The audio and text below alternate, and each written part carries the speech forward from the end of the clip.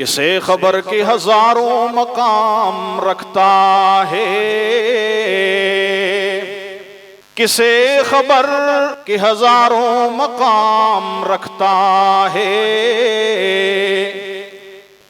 وہ فقر جس میں بے پردہ روح قرآنی۔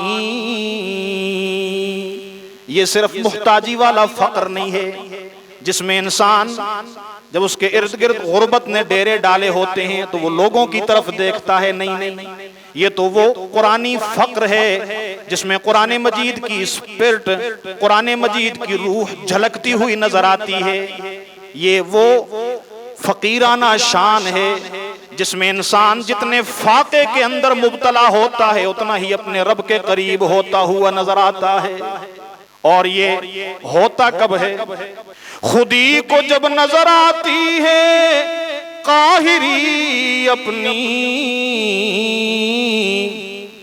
خودی کو جب نظر آتی ہے قاہری اپنی، یہی مقام ہے، یہی مقام ہے کہتے ہیں جس کو سلطانی۔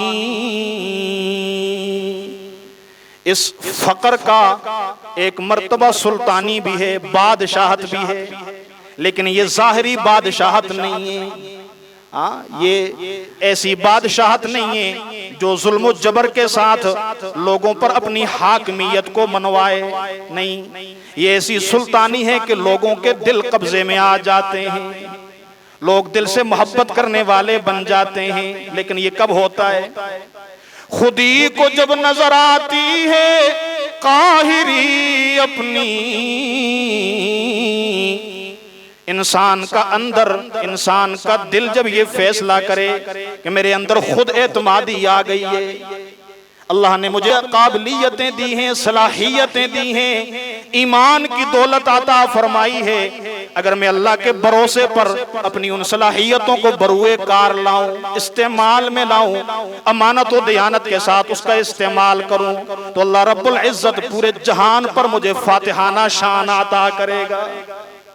ہاں، یہ فقر کے اندر کی یہ خوبی ہے، اس کی وجہ سے انسان کے اندر غیرت آ جاتی ہے، خودداری آ جاتی ہے، استغنا آ جاتا ہے، انسان اپنے رب کا محتاج بن جاتا ہے، کسی اور کی طرف لالچ کی نظر سے نہیں دیکھتا۔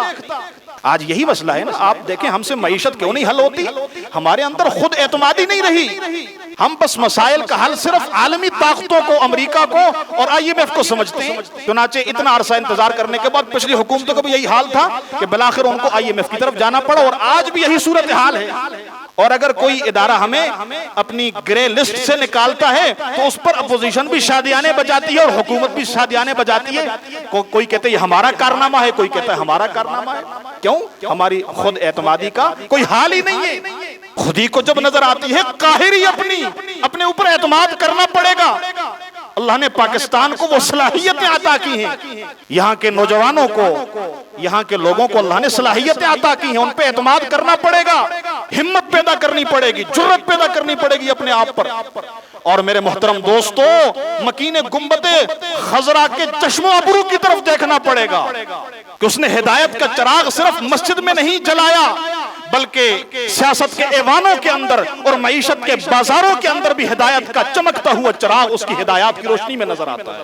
یہ مومن کی قوتوں کا امین ہوا کرتا ہے، یہ فقیرانہ شان جس میں انسان میں استغنا کی صفت پیدا ہو جائے۔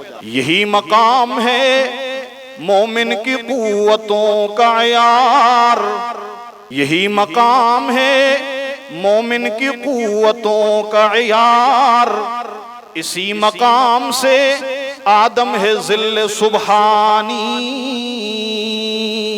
اسی مقام سے آدم ہے ذل سبحانی۔ یہ جبر و قہر نہیں ہے، یہ عشق و مستی ہے،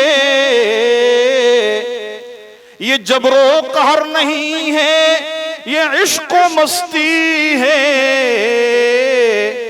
کہ جبر و قہر سے ہوتی نہیں جہاں بانی۔